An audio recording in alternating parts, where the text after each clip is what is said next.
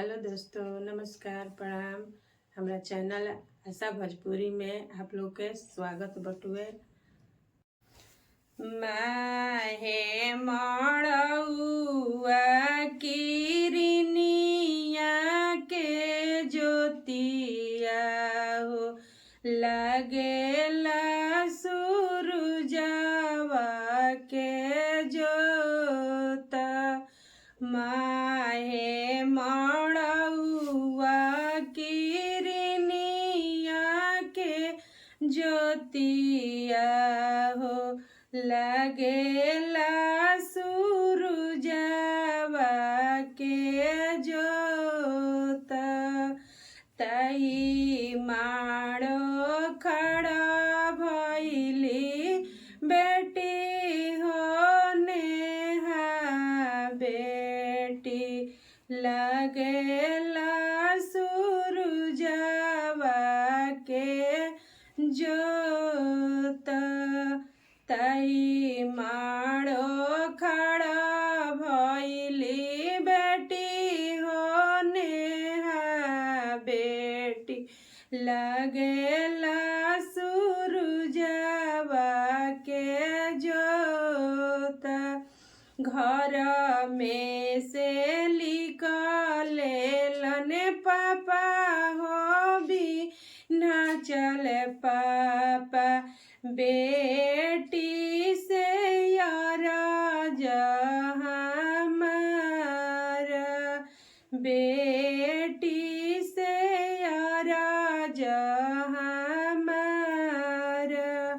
कह तू ताए बेटी तमुआ तनईतियो करती सूरजवा लोत करती सूरजवा लोत।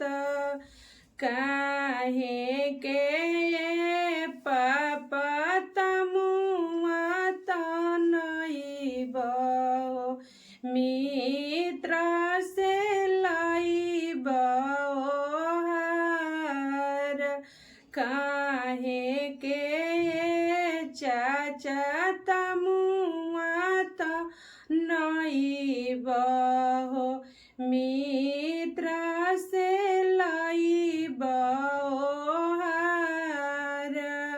काहे के भैया तमुआ तनईब मित्र से लाइब हार।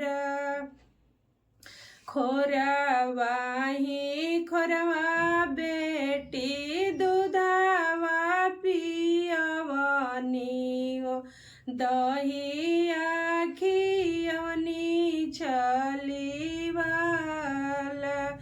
खोरवाही खोरवा बहिनी दूधवा पियवनी हो दहिया खियवनी छलियाला। दूधवो के नेकी नाही मनलू हो बेटी लगलू सजन बर के साथ। दूधवो के नेकी नाही मनलू बहिनी हो चललू सुंदर बर के साथ। दूधवो के नेकी नाही मनलू बहिनी चललू सजन बर के साथ। लाइक करेंगे, शेयर करेंगे, सब्सक्राइब करेंगे।